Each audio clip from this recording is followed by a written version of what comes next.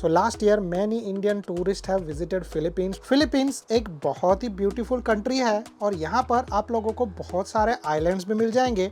Hey guys, what's up, कैसे आप लोग and welcome back to the channel. अगर आप लोग फिलीपींस आने का प्लान कर रहे हो सो कितने दिन का ट्रिप होना चाहिए, कितना आप लोगों का खर्चा जा सकता है, टूर पैकेज किस तरीके से बनाना चाहिए, ये सब चीज़ों की डिटेल्स आज इस वीडियो के अंदर मैं शेयर करने वाला हूँ। And if you are not able to understand Hindi then you can skip to my English part which is in the end of the video. Philippines एक बहुत ही ब्यूटीफुल कंट्री है और यहाँ पर आप लोगों को बहुत सारे आइलैंड्स भी मिल जाएंगे। प्लस अगर आप लोगों को यहाँ पर आना है अपने अलग अलग पर्पस से, मीन्स कि अगर आप लोगों को यहाँ पर रिलैक्स करने के लिए आना है, अगर आप लोगों को जो है वो एडवेंचर करना है और अगर आप लोगों को एक्सप्लोरिंग करनी है, सो डेफिनेटली आप लोगों को ये जगह पसंद आएगी, क्योंकि यहाँ पर ऐसी बहुत सारी डिफरेंट एक्टिविटीज़ आप लोग कर सकते हो। और बहुत सारे लोग यहाँ पर सिर्फ घूमने के लिए आते हैं, कुछ लोग बिजनेस पर्पसेस से आते हैं, कुछ लोग जो है वो हनीमून स्पेंड करने के लिए भी आते हैं और कुछ लोग अपनी गर्लफ्रेंड से मिलने के लिए भी आते हैं। सो फिलीपींस बहुत ज़्यादा जल्दी पॉपुलर होते जा रहा है इंडियन ट्रैवलर्स के लिए और टूरिस्ट के लिए। और अगर आप लोग भी यहाँ पर आने का प्लान कर रहे हो सो डेफिनेटली आप लोगों को इस वीडियो में मैं बहुत सारी टिप्स शेयर करने वाला हूँ जिससे आप लोगों को इसमें हेल्प हो जाएगी। बट अगर आप लोगों को इसमें किसी भी तरीके की मेरी हेल्प चाहिए सो आप लोग मुझे मेरे इंस्टाग्राम या फिर फेसबुक पेज पर मैसेज कर सकते हो और वहाँ से हम लोग अपना कन्वर्सेशन स्टार्ट करेंगे। बट एक छोटी सी रिक्वेस्ट कि जब भी आप लोग मुझे मैसेज करो मेरे रिप्लाई का वेट करना, क्योंकि कभी कभी मैं जो है वो अपने पर्सनल काम में भी बिजी होता हूँ, जैसे मैं अभी आपके लिए ये अपना वीडियो बना रहा हूँ। बट फिलीपींस में आने के लिए आप लोगों को जो सबसे पहली चीज़ लगेगी वो है फिलीपींस का वीज़ा। सो ये वीज़ा आप लोग जो है वो दो तरीके से ले सकते हो। पहला जो है वो आप लोग यहाँ पर वीज़ा ऑन अराइवल ले सकते हो, जिसका वीडियो फुल डिटेल वाला वीडियो आप लोगों को जो है वो आई बटन में मिलते रहेगा। और अगर आप लोगों को जो यहाँ पर स्टिकर वीज़ा लेकर आना है तो आप लोग स्टिकर वीज़ा लेकर भी आ सकते हो। अभी जस्ट रिसेंटली फिलीपींस गवर्नमेंट ने फिलीपींस का ई वीज़ा भी लॉन्च किया है, बट उसके लिए जो है वो मेथड थोड़ा सा अलग है और वो मैं अभी आपको रिकमेंड भी नहीं करूँगा। सो आपको यहाँ पर आने के लिए दो चीज़ें हैं जिससे आप लोग यहाँ पर ईजिली आ सकते हो।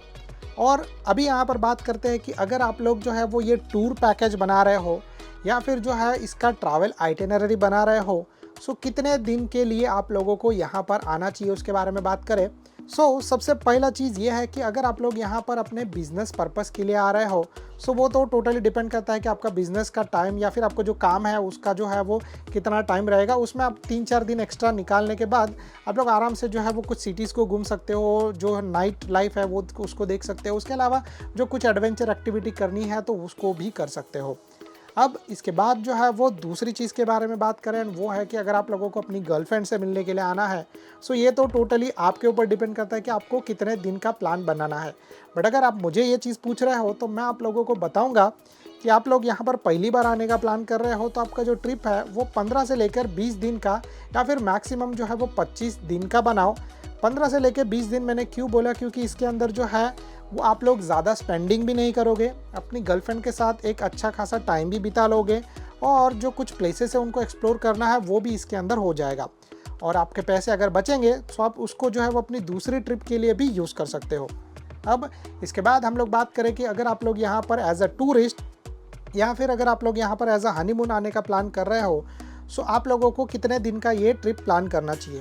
तो जनरली एज अ टूरिस्ट मैं आप लोगों को रिकमेंड करूंगा, अगर आपको ये कंट्री सही तरीके से घूमना है या फिर अगर आप लोग हनीमून के लिए भी आ रहे हो, आपको सही तरीके से रिलैक्स भी करना है, एडवेंचर भी करना है, सब चीज़ करना है, जिसको आइलैंड हॉपिंग भी बोला जाता है, वैसे भी आपको अगर चीज़ करना है सो मैं आप लोगों को बोलूँगा कि मिनिमम से मिनिमम 10 दिन और मैक्सिमम से मैक्सिमम जो है वो 15 दिन का प्लान बनाओ। एक्चुअली 14 डेज़ का जो है वो मोर देन सफिशिएंट हो जाएगा, क्योंकि 14 डेज़ का जो है वो मैक्सिमम आपको वीज़ा ऑन अराइवल का टाइम मिलता है। 10 से लेके 14 या फिर 10 से लेके 15 दिन का आप लोग प्लान करो, जिसमें आप लोग जो है वो बहुत सारे अलग अलग प्लेसेस घूम सकते हो, बहुत सारी एक्टिविटीज़ कर सकते हो और बहुत सारे प्लेसेस को अच्छे से एक्सप्लोर भी कर सकते हो। और इस चीज़ के बारे में अगर आप लोगों को मेरा कोई भी तरीके का हेल्प चाहिए तो अगेन आपको पता है कि मुझे मेरे इंस्टाग्राम या फिर फेसबुक पर आप मुझे मैसेज कर सकते हो। अब इसमें अगर आप लोगों का बजट थोड़ा सा कम है तभी भी मैं आप लोगों को रिकमेंड करूंगा कि 7 से लेकर 10 दिन का जो है वो आप प्लान करो। इसमें आप लोग बहुत सारी जगह तो घूम नहीं पाओगे, बट ऑलमोस्ट जो है वो कुछ यानी कि जो अच्छे प्लेसेस है उनको आप लोग एक्सप्लोर कर पाओगे और बहुत ही अच्छा जो है वो मेमोरीज यहाँ से कलेक्ट करने के बाद जा पाओगे। 3 से 4 दिन या 5 दिन का टूर मैं रिकमेंड नहीं करूंगा, क्योंकि उसके अंदर आप लोग सिर्फ एक स्पेसिफिक सिटी या फिर स्पेसिफिक प्लेस को ही एक्सप्लोर कर पाओगे। सो इसीलिए जो है वो अगर आप लोग 7 से लेकर 10 दिन का प्लान करोगे तो उसमें आप लोगों का एक तरीके से मैं बोलूँ तो 3 मेजर सिटीज़ भी हो सकता है। उसके अंदर जो मेजर एक्टिविटीज़ है वो भी आप लोग कर सकते हो, मेजर जो प्लेसेस है उनको भी आप लोग एक्सप्लोर कर सकते हो। सो वो चीज़ आप लोगों के लिए बेस्ट रहेगा। फिलीपींस में ऐसे कौन से प्लेसेस हैं जिनको आप लोग एक्सप्लोर कर सकते हो? सो फिलीपींस में जो एक्सप्लोर करने के लिए जो सबसे बेस्ट प्लेसेस है उसके अंदर से है मनीला। अगर आप लोगों को मेट्रो लाइफ देखना है सो डेफिनेटली आप लोग मनीला के लिए जा सकते हो।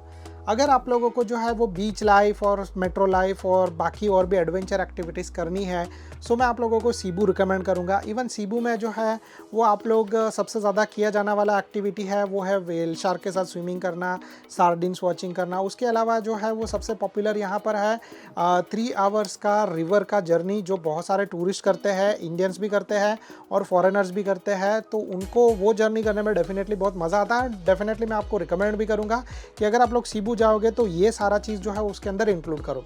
इसके बाद आप लोग दवाओ जा सकते हो। दवाओ अगेन यहाँ का मेजर सिटी है जो है साउथ में, और साउथ में आप लोग जो है वो जाने के बाद दवाओं के अंदर आप लोग क्रोकोडाइल वॉचिंग कर सकते हो, या फिर जो है वो यहाँ का नेशनल बर्ड जो है ईगल, फिलीपींस ईगल, आप उसको जो है वो देख सकते हो। सो ऐसी बहुत सारी चीज़ें जो है वो आप दवाओं के अंदर भी कर सकते हो। इसके अलावा फिलीपींस का जो सबसे हाईएस्ट माउंटेन है उसका भी एक लुक ले सकते हो। उसके अलावा कुछ लोग जो है वो बोहल में जाते हैं जो कि सीबू से नज़दीक है। तो बोहल में जाने के बाद आप लोगों को जो है वो चॉकलेट हिल्स और यहाँ का जो एक फेमस एनिमल है जिसको बोला जाता है टार्शियर्स, तो आप लोग उसको भी विज़िट कर सकते हो। इसके अलावा जो है वो आप लोग जा सकते हो अगर आप लोगों को रिलैक्स करना है और बीच लाइफ एंजॉय करना है सिर्फ, तो मैं आप लोगों को रिकमेंड करूँगा कि गो टू बोराकाय। पलावन भी जा सकते हो, बट अभी के लिए मैं आप लोगों को पलावन रिकमेंड नहीं करूँगा, क्योंकि अभी जो है वो साउथ फिलीपीन सी में जो चाइना के खिलाफ जो चीज़ चालू है या फिर चाइनीज़ लोग वहाँ पर आने के बाद हंगामा कर रहे हैं, उसके लिए बहुत सारे टूरिस्ट पलावन नहीं जा रहे हैं, बहुत सारे टूरिस्ट जो है वो बोराकाई जा रहे हैं। बोराकाई भी सीबू से ज़्यादा दूर नहीं है, इवन मनीला से भी आपको डायरेक्ट फ़्लाइट मिल जाएगा और दवाओं से भी डायरेक्ट फ़्लाइट मिल जाएगा। सीबू में जाने के बाद आप लोग जो है वो मस्त जैसे white sand beaches, blue water, आप लोग आराम से रिलैक्स कर सकते हो। और जो एक तरीके से मैं बोलूँ तो सी डेप्थ है वो धीरे धीरे बढ़ता है, वो सिर्फ बोराकाई के अंदर है। बाकी अगर आप लोग जो जाओगे फॉर एग्जांपल सीबू के अंदर, तो सीबू में भी ऐसा चीज़ है कि कुछ जगह तक आप लोगों को सरफेस बहुत ही क्लियर मिलेगा, बट उसके बाद सीधा जो है वो डेप्थ बहुत ही ज़्यादा है। कुछ जगह पे तो डायरेक्टली 100 मीटर्स तक गहरा भी है। सो अगर आप लोगों को स्विमिंग नहीं आता है तो इसीलिए मैं आप लोगों को बता रहा हूँ, क्योंकि ये पर्सनली एक्सपीरियंस जो है वो मैंने किया है और मैं आप लोगों को बोलूँगा कि आपको डर भी लग सकता है। सो डेफिनेटली जो है वो इसी के हिसाब से आप लोग जो है वो प्लान करो। यहाँ पर बहुत सारे टूर गाइड्स और बहुत सारे लोग हैं जो आप लोगों को हेल्प करने के लिए रेडी है, but still if you need my help you can contact me on my Instagram और फेसबुक, और वहाँ से हम लोग जो है वो अपना आगे का कन्वर्जेशन स्टार्ट करेंगे। लास्ट चीज़ के बारे में बात करें कि ये पूरा जो चीज़ है उसका आप लोगों को खर्चा कितना जा सकता है। सो अगर आप ये पूरा टूर पैकेज बनाओ, पकड़ लो 2-3 महीने पहले, सो डेफिनेटली आप लोगों का ये पूरे जो 10 से 15 दिन के बीच का जो ट्रिप रहेगा उसका टूर पैकेज आपको पूरा कॉस्ट आएगा 1 से लेकर 1.5 लाख रुपए के बीच में पर पर्सन। डिपेंड करता है, कुछ सिनारियों में ये कम भी हो सकता है, कुछ सिनारियों में ये ज़्यादा भी हो सकता है। जैसे कि फॉर एग्जांपल कि अगर आप लोग जो है वो जैसे अभी समर टाइम चल रहा है जब टूरिस्ट बहुत सारे आते हैं और वैसे समर सीज़न है इंडिया के अंदर, तो वैसे सिचुएशन में अगर आप फ़्लाइट टिकट्स और ये सब चीज़ करने जाओगे सो थोड़ा सा कॉस्टली भी जा सकता है। और अगर आप लोग जो है वो नॉर्मल जैसे इंडिया में रेनी सीज़न है, स्कूल्स चालू है और वैसे सिचुएशन में अगर आप लोगों को यहाँ पर आना है, जैसे सिचुएशन में अगर यहाँ पर भी जो है बारिश होता है जून जुलाई के आसपास, तो यहाँ पर जो सारी चीज़ें होती है, टूरिस्ट कम आते हैं तो एक्टिविटीज़ जो है वो कम होता है, तो जिसके वजह से बहुत सारे लोग जो है वो डिस्काउंटेड भी देते हैं। तो वैसे सिचुएशन में आपका ये खर्चा जो है वो 70-80,000 पर पर्सन भी आ सकता है। सो अगेन ये चीज़ जो है वो टोटल डिपेंड करता है कि आप लोग कौन सा सिचुएशन में आ रहे हैं। अगर आप लोग जो है वो दिसंबर या फिर जो है जनवरी के आसपास आओगे तो डेफिनेटली यहाँ पर जो है वो खर्चा बहुत ज़्यादा बढ़ेगा, क्योंकि दिसंबर होता है यहाँ पर क्रिसमस टाइम पीरियड, और इवन नवंबर में जो है वो कॉस्ट ज़्यादा रहता है। ज़्यादा करके जो है वो क्रिसमस का सेलिब्रेशन फिलीपींस में बर मंथ से यानी कि सितंबर से चालू हो जाता है। तो सितंबर, अक्टूबर, नवंबर एंड दिसंबर, ये चारों महीने यहाँ पर आप लोगों को ज़्यादा भीड़ देखने मिलेगा, ज़्यादा टूरिस्ट एक्टिविटी देखने मिलेगा।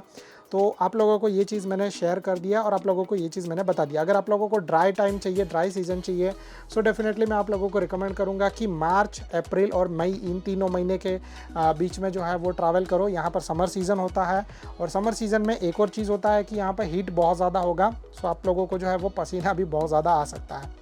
So now let's talk in English. So if you are coming from India to here, or if you want to make your tour plan or something like that, or trip plan, so I'm going to share a lot of details with you here about Philippines. So last year many Indian tourists have visited Philippines. From that a lot of people included like a business, a lot of people came as a tourist, lot of people came here as a honeymoon couple, and lot of people come here to specially meet their girlfriend. So whatever your main thing is, you can come here in the Philippines and you can explore.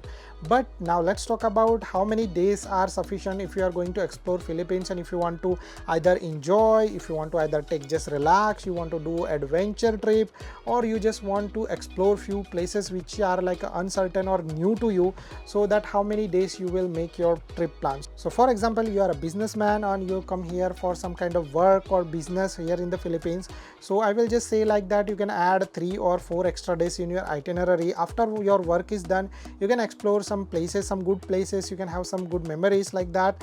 If you're coming here on specifically to meet your girlfriend, so I will recommend you to make your trip plan something like from 15 to 20 days, because in that time you will be spending less, you will be saving a lot, and then definitely you will be meeting your girlfriend, you will be staying with her, and then you will be exploring good places as well. So that's the enough time. The most important thing is you will save money, so next time when you are coming here, so you have money and then you can come back here as soon as possible like that.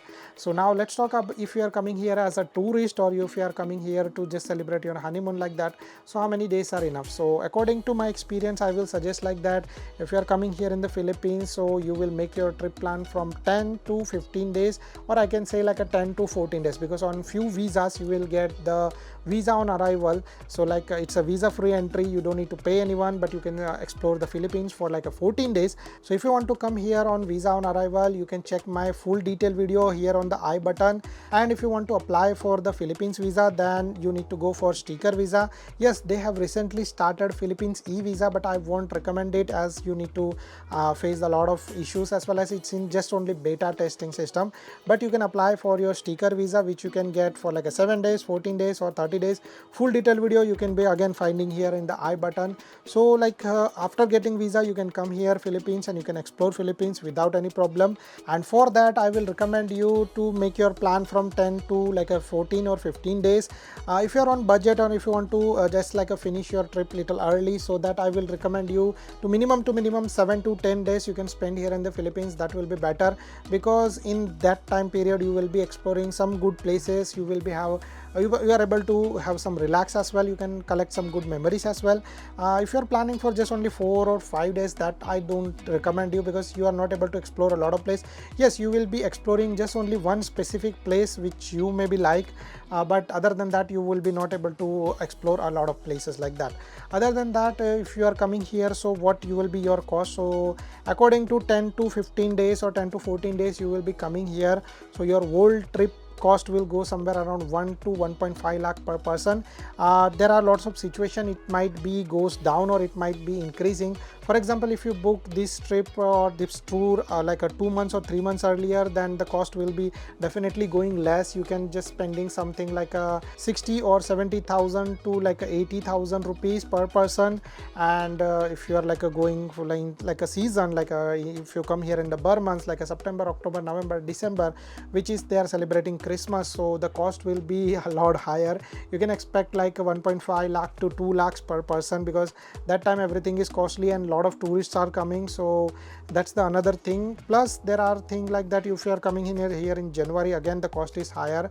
And if you want to come here in dry season, you can come here in like March, April or May, because very less chances to rain over here, and then you are able to explore the good places as well.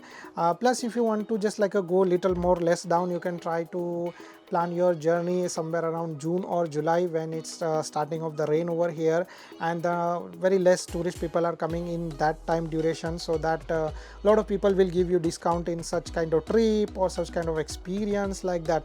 And what can be places you can explore over here? So you can explore the Manila, which is the metro city. You can explore the Cebu, which is city, as well as some with some good beaches, some good adventure. For example, you can take the you can go to Oslo and you can do the swimming with the whale shark, which is another level experience. You can go to Mall Ball from there and you can swim with the sardines. You can see the turtles as well. You can explore the good beaches over there as well.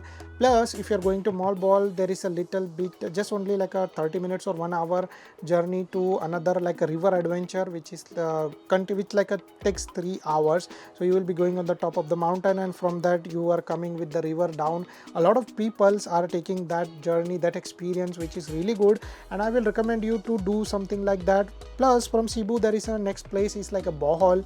You can go and check the chocolate mountain, means there are a mountain shaped like a chocolate, so you can watch that.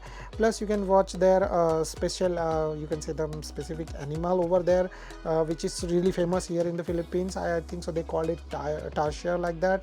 And thereafter you will be like going, if you want like a beaches or something like that, good beaches, good relaxed holidays, then you can go to like a Boracay or Palawan. I won't recommend you go to Palawan, as like right now some issues going on between Philippines and China, and sometimes China's navy is there, so I won't recommend you right now, as of right now, to go to Palawan. Lots of people like ignoring going to Palawan, but for that there is a one good place. You can go to Boracay Island. It's still the same you can beaches, same white sand beaches, you can see blue water, so that you are able to enjoy over there. You can take a relax over there. If you want to do some activities, you can able to do some activities as well, so that is a good thing. After that you can go to Davao City. It's like in the south, so you can see another major city in south, which is Davao, and then you can see the crocodiles over there. You can see the Philippines eagle, which is the national bird over here, so that those kind of things you are able to do, and thereafter you can again go back to your home. So I think so that's it from my side. If you like the video, please do like and subscribe to our channel. If you have any doubt, you can comment below. Thank you so much guys for watching. Bye bye and good luck.